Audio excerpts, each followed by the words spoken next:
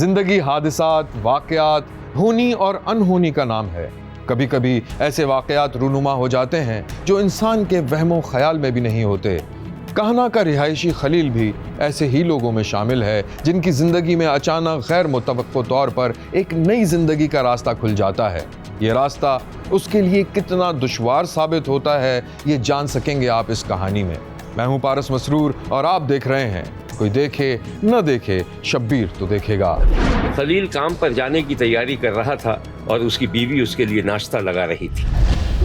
अरे भाई मेरी चप्पल कहाँ है? यहीं कहीं पड़ी होगी, आप रुकी मैं ढूंढ देती हूँ। अरे ना तो वो रही दिख गई। आप बैठो। अरे आपको पता है एक बात का? क्या? वो अपने हाजी साहब नहीं है? कौन हाजी साहब? अरे वो रमजान के अब्बा। हाँ तो उन्होंने ना शादी कर ली है, वो भी छुपके। हैं? ये कैसे भाई? अधेड़ उम्र आदमी है, जवान बच्चे हैं, हो नहीं सकता। तुमसे ज़रूर किसी ने मजाक किया होगा। जी नहीं, कहते हैं कि राह चलते कोई लड़की ना टकरा गई थी उनसे। पता नहीं क्या पट्टी पढ़ाई उसने, 2 दिन के अंदर शादी कर ली उन्होंने, वो भी छुपके। फिर क्या, खूब झगड़ा हुआ उनकी बीवी का। पहली वाली बीवी को पता चल गया ना, फिर पता है घर छोड़ के चली गई वो। तो यही अंजाम होता है। पता नहीं कैसे कर लेते हैं लोग दूसरी शादी। भाई मैं तो कभी ना करूं। बस करें, किसी का ना कुछ पता नहीं होता। तुम्हें मुझ पर ज़रा सा भी एतबार नहीं है? अरे भाई बेटी जवान हो रही है, मैं कहाँ करूँगा दूसरी शादी। बहरहाल छोड़ो इन बातों को। 2 दिन के लिए मैं लाहौर जा रहा हूँ, आ जाऊँगा 2 दिन बाद। क्यों? काम के सिलसिले में जा रहा हूँ। किस काम से? अरे सप्लाई देने जा रहा हूँ और क्या। अब वैसे एक बात, ऐसी बात आ गई दिल में, पूछ रहा हूँ। अब मैं अगर दूसरी शादी कर लूँ तो क्या करोगी तुम? मैं क्या करूँगी? कुछ नहीं, सबसे पहले तो मैं आपको गोली मारूंगी, उसके बाद उसको, खत्म। अच्छा बहरहाल मैं बताना चाह रहा था कि मैं 2 दिन के लिए लाहौर जा रहा हूँ। बड़ी ख़तरनाक चल रही हो भाई तुम। अब अच्छा छोड़ो, मैं वॉलेट वहाँ भूल गया हूँ कमरे में, लेकर आओ, चाय पी के निकलूँ मैं। ठीक है, लाती हूँ। आए बड़े शादी करने वाले। खलील अपनी बीवी और बेटी से मोहब्बत करता था और बेटी के अच्छे मुस्तकबिल के लिए दिन रात मेहनत करता था। फिर एक दिन जब उसने हस्बे मामूल अपना फ़ोन देखा तो उस पर एक मिस कॉल थी। खलील ने उस नंबर पर फ़ोन किया तो उधर से कोई खातून बोल रही थी। खलील को जब महसूस हुआ कि उसका फ़ोन आ रहा है तो उसने अपना फ़ोन जेब से निकाला और जब देखा तो कोई अजनबी नंबर था। हेलो। हेलो जी अशरफ साहब बोल रहे हैं? नहीं, ये मेरा नंबर है। मेरा नाम खलील है। ओह सॉरी, मेरे भी एक जानने वाले हैं अशरफ साहब, मैं उनको कॉल कर रही थी। चलें कोई बात नहीं, बाई मिस्टेक हो जाता है ऐसा। वैसे आप कहाँ से बात कर रही हैं? जी मैं एबटाबाद से बात कर रही हूँ। ओह एबटाबाद, बहुत अच्छी जगह है, अक्सर आना जाना रहता है मेरा। अच्छा जी, किस सिलसिले में? अब कारोबार के सिलसिले में। ओह नाइस, किस चीज़ का कारोबार है आपका? करते थे, मतलब अब नहीं करते। ओह अच्छा, बहुत अच्छी बात है कारोबार करना, मेरे शौहर भी कारोबार करते थे। ओह आई एम सॉरी। वैसे फिर आपका गुजर बसर कैसे चलता है? मतलब एक हादसे में उनका इंतकाल हो गया। ये तो अच्छी बात है भाई कि अपने लिए इंसान को खुद काम करना चाहिए। वैसे आपको अगर ज़रूरत हो तो मेरे साथ आप काम कर सकती हैं। मैं ऑडीज़ का काम करता हूँ, बड़ा सप्लायर हूँ। जी मैं खुद ही छोटा मोटा काम कर लेती हूँ। हाँ ये तो बात है। मैं काम करता हूँ कि अपनी सारी डिटेल्स आपको भेज देता हूँ, ठीक है? अगर आप मुतमईन हो जाएं तो मुझसे रब्ता कर लीजिएगा। अच्छा सही, सोचा जा सकता है, लेकिन मैं आप पे भरोसा कैसे करूँ? ये नंबर मैं आपका सेव कर लेता हूँ। जी बिल्कुल कर लीजिए। वैसे नाम क्या है आपका? जी नाम में क्या रखा है, कुछ भी सेव कर लें। चलें ठीक है, खुदा हाफिज़। अल्लाह हाफिज़। खलील और अजनबी लड़की में राब्ता हो गया था और खलील किसी बहाने से उससे मिलना चाहता था, लेकिन खलील की बीवी ने अपने शौहर को ऐसा किस्सा सुना दिया जिससे खलील को लगा कि वो फ़ोन उसकी बीवी ने ही करवाया था ताकि वो अपने शौहर को चेक कर सके। खलील घर में दाखिल हुआ तो उसने अपनी बीवी को आवाज़ दी। अरे भाई बेगम, आप आ गए? अरे भाई वो ये बताना था कि कल मैं इस्लामाबाद जा रहा हूँ 2 दिन के लिए। इस्लामाबाद जा रहे हैं? वो तो मुझे पता है। तुम्हें कैसे पता? अरे अभी आप नहीं कल बात कर रहे थे किसी से फ़ोन पे, तब सुना। अच्छा वो अशरफ भाई, हाँ उन्हीं के पास जा रहा हूँ काम से। अच्छा अच्छा अच्छा, काम से जा रहे हैं तो मैं मना तो नहीं कर सकती, लेकिन आप जल्दी आएंगे ना? एक आइडिया, छोटी की भी छुट्टियां हो गई हैं स्कूल की, तो क्यों ना आप हमें भी साथ ले चलें? अम्मा खाला की छोड़ दीजिएगा ना? हाँ चलो, लेकिन मैं तो 2 दिन में वापस आ जाऊँगा, फ़ायदा नहीं है ना। एक काम करता हूँ, मैं वापस आ जाऊँ फिर चलने का प्लान करते हैं। पता था मुझे पता था, आपने कभी हमें लेके जाना ही नहीं है। अरे ऐसी बात नहीं है भाई। अच्छा भाई चलो पैकिंग कर लो, तुम भी चलो साथ में। अरे मैं तो आपको ऐसे छेड़ रही थी, मैंने आपका बैग पैक कर लिया है, एक दफ़ा नज़र मार लें आके, मैं बाकी की चीज़ें दी। बीबी मानी खेज मुस्कुराहट बिखेरती हुई चली गई और खलील घबरा सा गया। खलील की परेशानी की वजह यह थी कि उसे लग रहा था कि उसकी बीवी को इल्म हो गया था कि वो किसी औरत से मिलने इस्लामाबाद जा रहा था। खलील तमाम खदशात को झटक कर इस्लामाबाद पहुंच गया, उसी अजनबी लड़की से मिलने जिसका नाम महरोश था।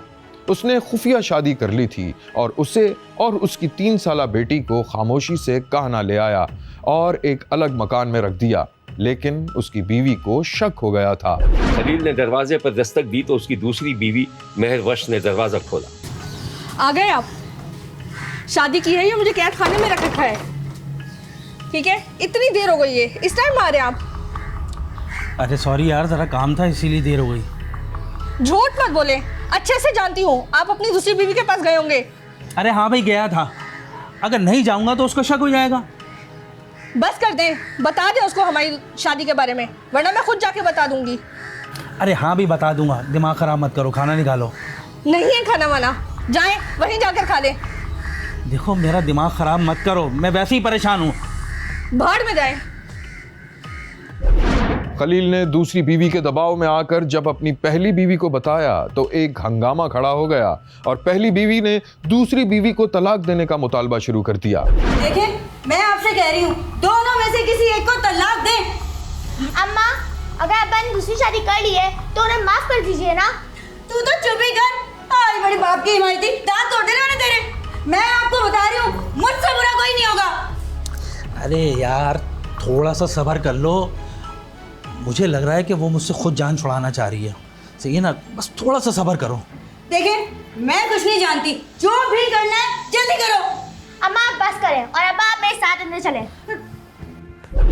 हालात बहुत संगीन हो गए थे। 4-6 महीने में खलील के दिमाग से इश्क का भूत उतर चुका था।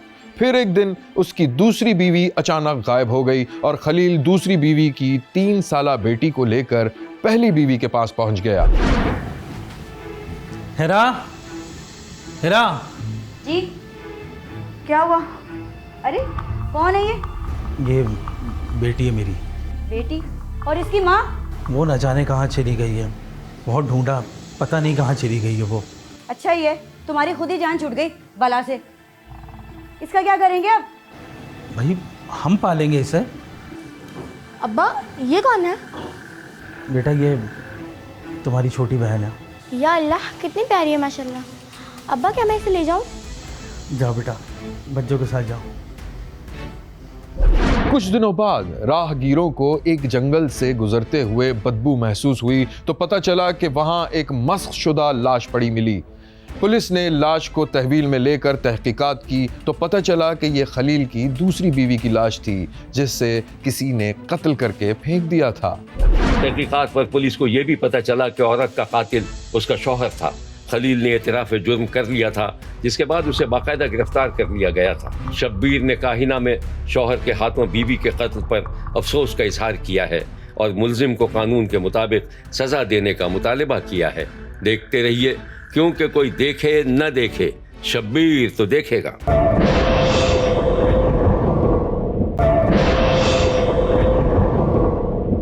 ये एक नौजवान मजदूर की कहानी है जो एक जमींदार के डेरे पर मुलाजमत करता था। जमींदार नौजवान की मेहनत से खुश था और अक्सर खुश होकर उसको इनाम भी दिया करता था। मालिक की ये पसंदीदगी मुलाजिम के लिए वबाल बन गई। मैं हूं पारस मसरूर और आप देख रहे हैं कोई देखे न देखे, शब्बीर तो देखेगा। गांव के डेरे पर 3-4 मजदूर बैठे ताश खेल रहे थे, जबकि शौकत नामी मजदूर अपने काम में मशरूफ था। अबे शौकत, क्या कर रहे हैं यार? यार देख ना कितनी गंदगी मची पड़ी है, सफाई कर रहा हूँ। तुझे बहुत शौक है काम करने का, छोड़ इधर आजा, अच्छी जमी हुई है। यार सेठ आके गुस्सा करेगा। सफाई कर लूँ, तुम लोग खेलो, मैं बस आ रहा हूँ। छोड़ इसे, हमारी भी नौकरी का आ जाएगा। छोड़, चल चल। भाई ये शक्ल से मासूम लगता है। अबे छोटी साहब,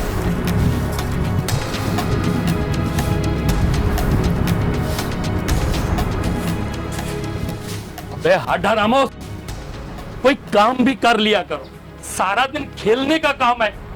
देखो सारी डेरे पे गंदगी हो रही है और तुम लोगों को खेलने का काम है। चौधरी साहब सुबह से काम कर रहे थे, अभी थोड़ा सा शुगर मेला लगा लिया बस।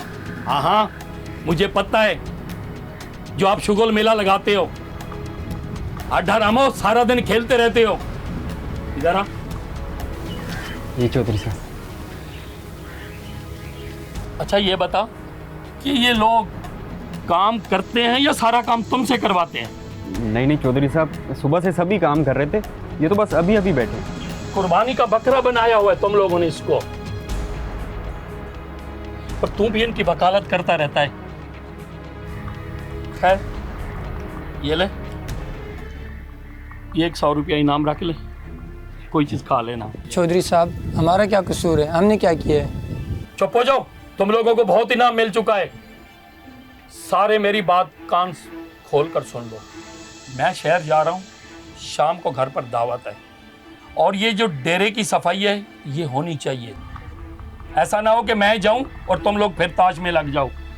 और सुनो, इन हट हरामों से काम लेना। ठीक है चौधरी। कुछ दिन बाद चौधरी की एक बकरी गायब हो गई तो चौधरी ने सारे मुलाजमीन से पूछगछ शुरू कर दी।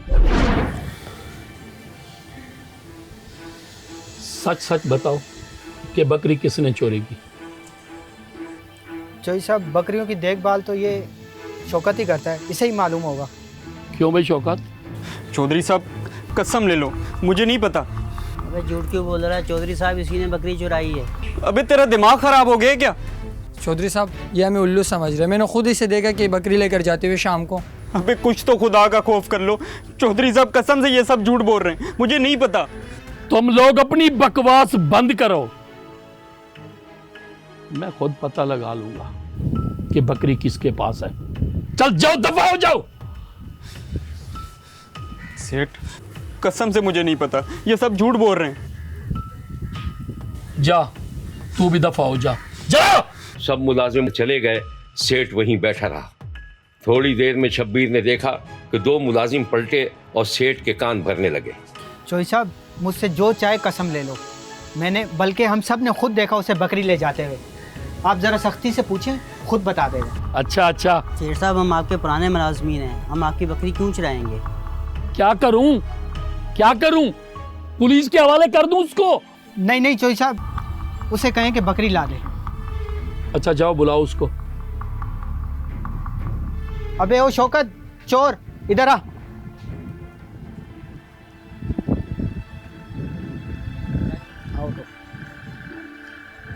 हुआ ये था कि मालिक को शौकत से बदगुमान करने के लिए दोस्तों ने खुद बकरी कहीं छुपा दी थी। शब्बीर ने देखा कि सेठ डेरे पर मौजूद था कि इस दौरान एक लड़का उसके पास आ रहा था।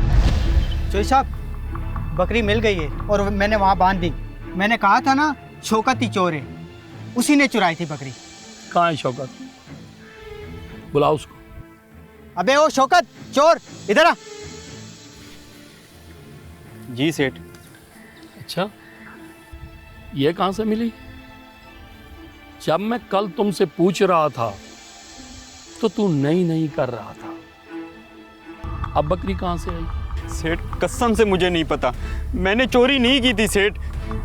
अपना बोरी बिस्तर उठा और अपना रास्ता नाप, और मुझे चोरों की जरूरत नहीं है। सेठ ये सारे मिलके झूठ बोल रहे हैं, मैं चोर नहीं हूँ।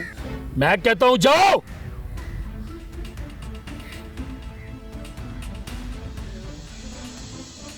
चल भाई जा, इसको निकाल। पता नहीं चोर कहां कहां से आ जाते हैं। मुलाजिमीन ने झूठा इल्जाम लगाकर शौकत को नौकरी से फारिग करवा दिया था, जिसका शौकत को शदीद रंज था। शब्बीर ने देखा कि शौकत एक जगह छुपा बैठा था, वो लड़कों का इंतजार कर रहा था कि ऐसे में इत्तेफाक से वो सब उसी तरफ आ गए। शौकत ने एक लड़के का गिरेबान पकड़ लिया।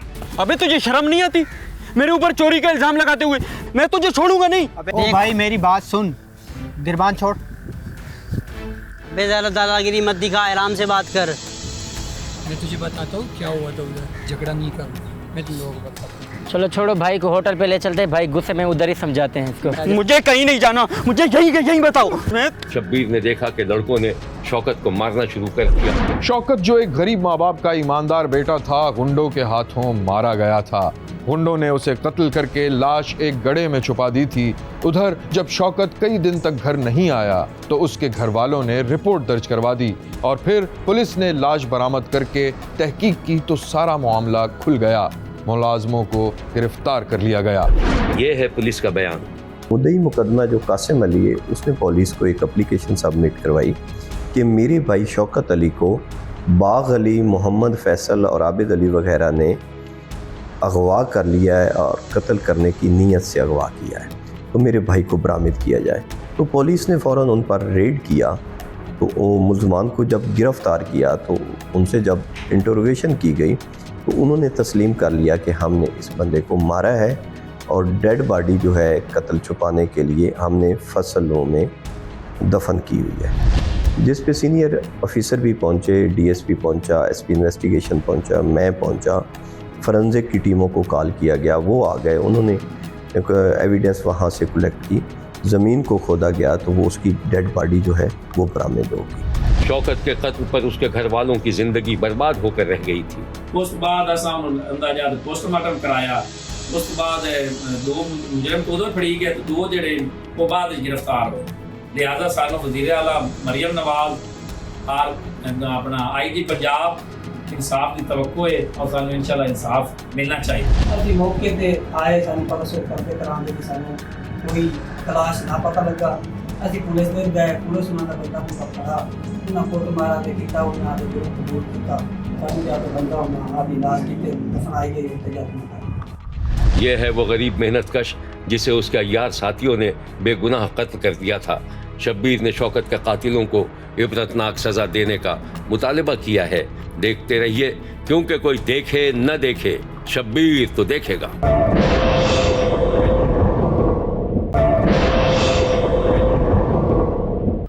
बखर में एक 3 साला बच्चा जो अपनी माँ के पास रहना चाहता था, माँ की जिंदगी के लिए अजाब बनता जा रहा था।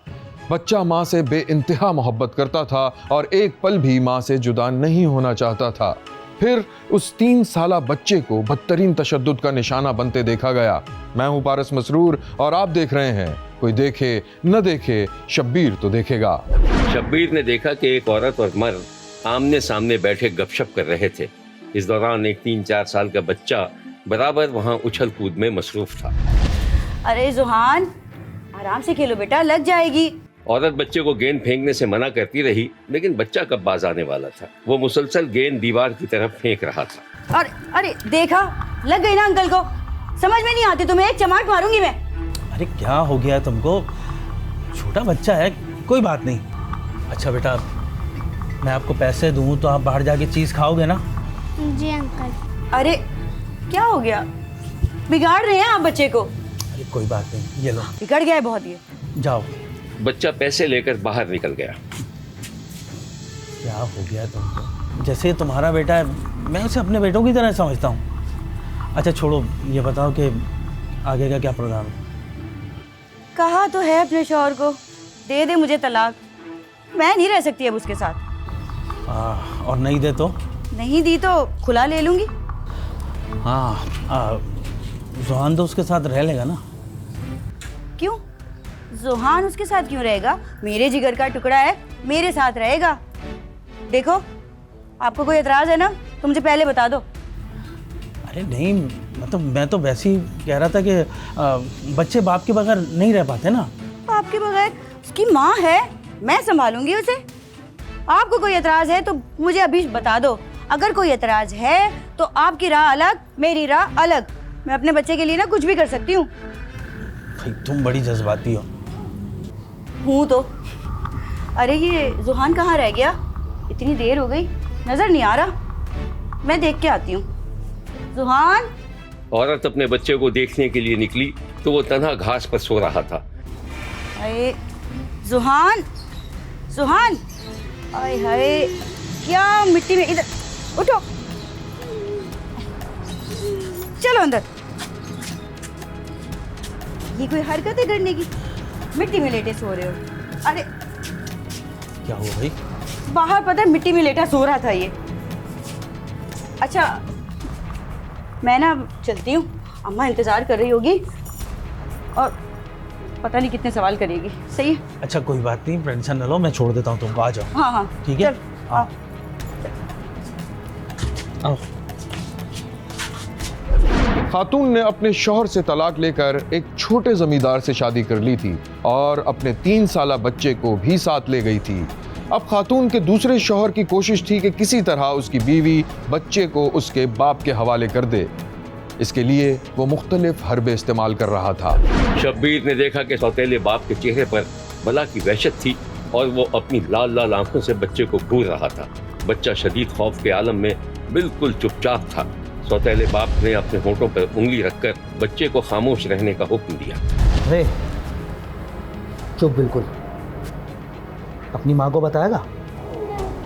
बच्चा इंतहाई खौफ के आलम में बेहिस्सो हरकत पड़ा रहा। बताया ना तो सीधा संदूक में बंद कर दूंगा, समझा? टॉफी खाएगा?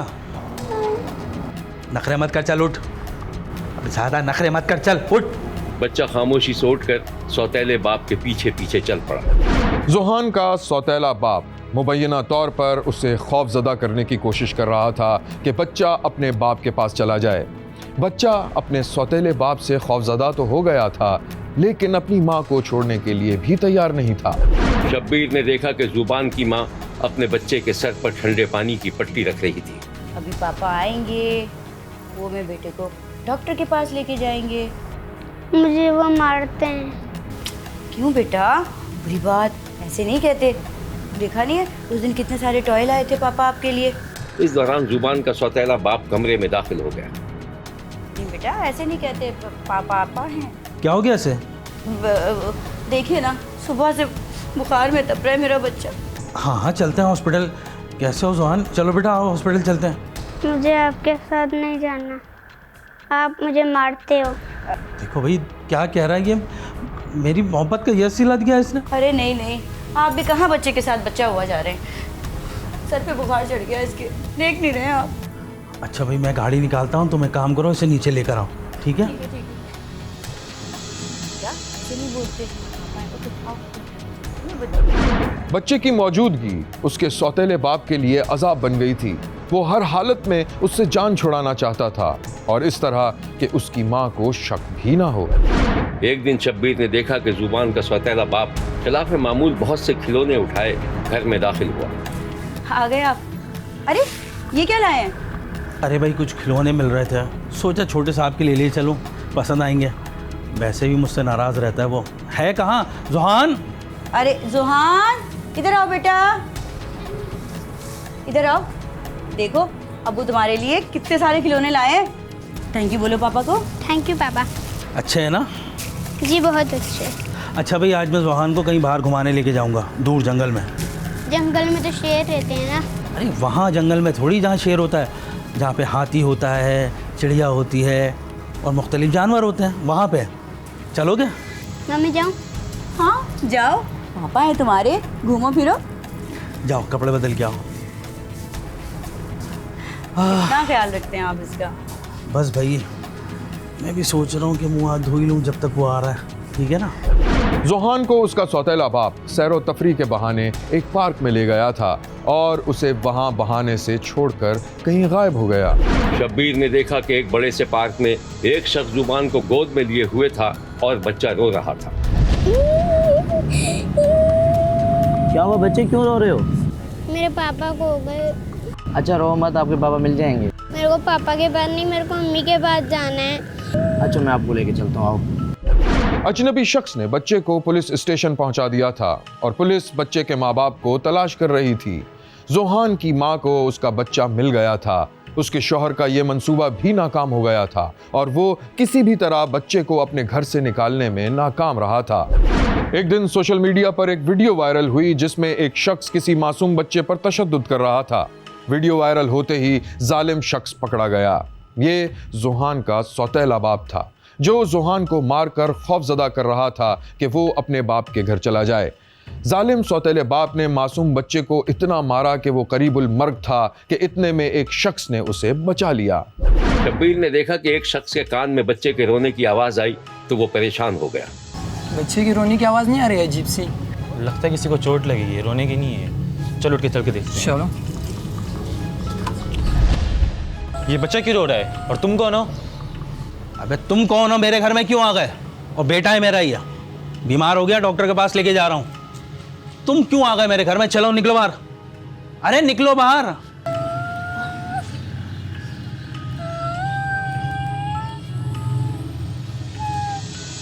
पुलिस ने फुटेज देखा तो सारा मामला खुल गया। जुबान के सौतेले बाप ने बच्चे पर भयानक तशद्दुद किया था। तेरे को बोला था ना कि चुप करके बैठना। पुलिस ने मुलजिम की गिरफ्तारी के लिए छापा मारा तो वो मोटरसाइकिल पर फरार हो गया, लेकिन एक दरख्त की टक्कर से उसकी टांग टूट गई। पुलिस ने मुलजिम को गिरफ्तार कर लिया और बच्चे को भी तिब्बी इमदाद करके मां के हवाले कर दिया गया। उसको दर्द है, उसने जरा कहता है मेरी कान पे पिछू लोग मैंने जुल्म कीते सी मेरे बच्चों बच्चे तलमा तरीक नहीं जा सकता, मेरा इंसाफ करो अल्लाह ना। इंतहाई बेहमाना तरीके के साथ उस पर तशद्दुद करता है और जब होटल का अमला जो है वो आके बच्चे की चीखों पुकार सुन के वहाँ पे मौके पे पहुँचता है तो ये कहता है कि बच्चा गिर गया था, मैं तो उसको सिर्फ गिरे हुए को उठा रहा था। ये फुटेज जो है उसके जाने के बाद फिर जब रिवर्स की गई और अमले ने जब देखा तो फिर ये सारा वाक़या सामने आया और फिर वो वीडियो वायरल हुई, जिसके ऊपर फौरी तौर के ऊपर इस दिलखराश वाक़े की वीडियो वायरल होने के बाद पुलिस ने ना सिर्फ जो है वो उस शख्स को बदबख्त को आइडेंटिफाई किया बल्कि उसकी गिरफ्तारी के लिए रेड्स की और दौरान गिरफ्तारी जब उस शख्स ने भागने की कोशिश की और अपनी जो बाइक के ऊपर सवार था एक खंबे में टकराने से गिर रहा है, जिसकी वजह से उसकी टांग जो है वो 3 जगह से फ्रैक्चर हो चुकी है और वो क्योंकि गिरफ्तार को उस मुकदमे में उसके खिलाफ ना सिर्फ मुकदमा दर्ज किया गया बल्कि उस मुकदमे में गिरफ्तार किया गया और अब इलाज मुआवजे के बाद उसको करार वाक़ई सजा दिलवाने के लिए जो कानूनी कार्रवाई है वो सख्त से सख्त सजा दिलवाने के लिए कार्रवाई अमल में लाई गई। ये नहीं मालूम हो सका कि अपने बच्चे पर बेईमाना तशद्दुद के बाद बच्चे की मां ने अपने शौहर के साथ क्या सलूक किया और क्या उसे माफ कर दिया या उससे अलहदगी इख्तियार कर ली। देखते रहिए, क्योंकि कोई देखे न देखे शब्बीर तो देखेगा।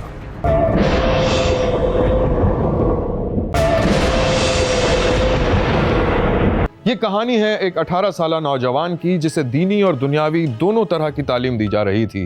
बाप का ताल्लुक अदलिया के शोबे से था जबकि माँ स्कूल टीचर थी। 18 साला हाशिर माँ के स्कूल में ही ज़ेर तालीम था। वालिदैन बेटे की सरगर्मियों पर नज़र रखते थे। ख़ास तौर पर बाप बेटे को बुरी सोहबतों में उठने बैठने से मना करता था।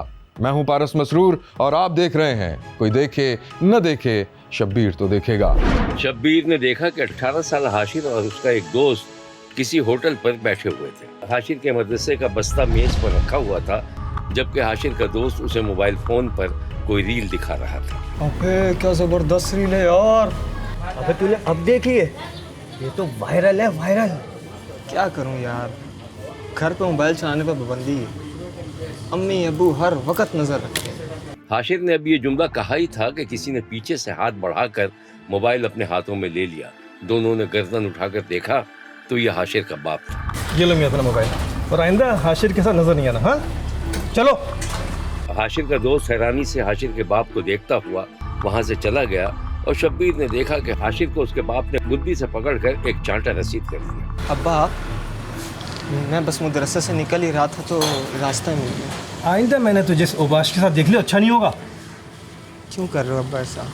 वो अच्छा लड़का है। अच्छा हाँ, चुप होकर बैठ। चल जरा तुझे बताता हूँ मैं, चल। इधर आ तुम, इधर आके। कहाँ गई तुम? जरा देखो इसके लक्षण आगे।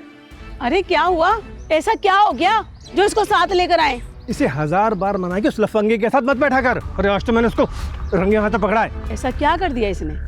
अब वो बड़ा हो गया है, उसके साथ इस तरह मत किया करें आप। मत क्या करें? ये सब तुम्हारी वजह से हो रहा है। दिए जाओ ढील पे ढील, इसको दिए जाओ। चुप कर जाए बस। देखा ना उसने दरवाजा बंद कर लिया। माँ आवाज देने के बाद दरवाजा पीटती रही, लेकिन हाशिर ने दरवाजा नहीं खोला। हाशिर बाप की तरफ से लगाई जाने वाली पाबंदियों से सख्त परेशान था। अक्सर दोस्तों में बैठकर अपनी परेशानी का इजहार भी करता था। शब्बीर ने देखा कि हाशिर अपने दोस्तों के साथ बैठा हुआ था। मैं जा रहा हूँ यार। क्या हो गया? बैठ भाई, अभी तो आया है। अबे थोड़ी देर भी हो रही ना, अब्बा टांगे तोड़ देगा मेरी। अबे लगता है तू कभी बड़ा नहीं होगा। अबे मर्द का बच्चा बन, मर्द का बच्चा। तो क्या करूं? मैं अब्बा को बोल इतनी फिक्र मत किया करें, अब मैं बड़ा हो गया हूँ। अब्बा मुझे ना ज़मीन में गाड़ देगा। फिर तो एक ही हल है भाई, तो तू अब्बा को ज़मीन में गाड़ दे। बकवास बंद कर। अल्लाह हाफिज़। हाशिर अपने बाप के मुबैना सख्त गिर रवैये की वजह से घर छोड़ने का इरादा कर रहा था, लेकिन अपने इरादों में कामयाब ना हो सका। फिर उसके दोस्त ने जो मशवरा दिया वो इंतहाई खतरनाक था। अबे यार तूने घर से निकलने में इतनी देर लगा दी यार। अब बता के करना क्या है? अबे करना ये है, अब्बा ने दिए 35,000, बकरी लेके आनी है। और तू वाकई बकरी खरीदने निकला है ना? और क्या करूं? बेवकूफ़ आदमी, इन पैसों में एक अच्छी पिस्टल आ जाएगी। बहुत अच्छा मौका है, ख़रीद ले। और समझ गया ना? हाँ मैं समझता था कि मेरा बाप ठीक हो गया, लेकिन वो मेरी हर जगह बेइज्जती करने से बाज नहीं आता। इसीलिए तो कह रहा हूँ कि समझा कर और चल। उस रोज हाशिर की हिम्मत नहीं पड़ी कि वो ये खतरनाक काम करे। उसने दोस्त की बात नहीं मानी और कह दिया कि उसको बकरी नहीं मिली, हालांकि वो पिस्तौल खरीद चुका था। अब्बा मुझे बकरी नहीं मिली। क्या? तुम्हें बकरी नहीं मिली? अबे गधे के गधे रहोगे, तुमको एक बकरी नहीं मिली? अब्बा मेरी समझ में नहीं आई, खुद जाके ले लो। खुद जाके ले लो? ला पैसे दे मुझे। यार अच्छा एक काम कर, मेरे साथ चल, लेके आते हैं। चलो निकल भाई, आजा।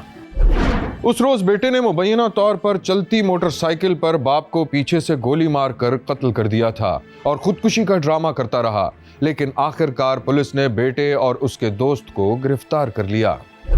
सारा जो है खौफनाक किस्म का उन्होंने दर्दनाक किस्म का ये हुआ किया, जिसमें एक बेटे ने अपने वालिद को जान से मार दिया और इसके चारों मुलजमान बहुत कम टाइम पे गिरफ्तार किए और उनको अभी जो तफ्तीश है वो मेरिट पे चालू है। और इसमें जो मेन मुलजमान थे गाजी अब्दुल रऊफ और मौज़म मंजूठा, इन समेत चारों नामजद मुलजमान को अल्हम्दुलिल्लाह हमने गिरफ्तार भी किया और उसकी तफ्तीश मेरिट पे की जा रही है। और इंशाअल्लाह ताला इन दोनों केसेस के जो मुलजमान हैं हम उनको कैफरे किरदार तक पहुँचाएँगे। पुलिस ने मुलजमान को गिरफ्तार कर लिया था और हक़ाइक़ तक पहुँचने की कोशिश कर रही थी। देखते रहिए, क्योंकि कोई देखे न देखे, शब्बीर तो देखेगा। अगर आप भी अपने इर्द गिर्द होने वाले किसी भी गैर मामूली वाक़े से शब्बीर को आगाह करना चाहते हैं तो हमें व्हाट्सएप करें या अपनी वीडियो शेयर करें। शब्बीर 0324 742224 या हमें खत लिखें। शब्बीर तो देखेगा। Express news 5 expressway of Korangi road, Karachi. आपकी इत्तला एक अहम कहानी बन सकती है।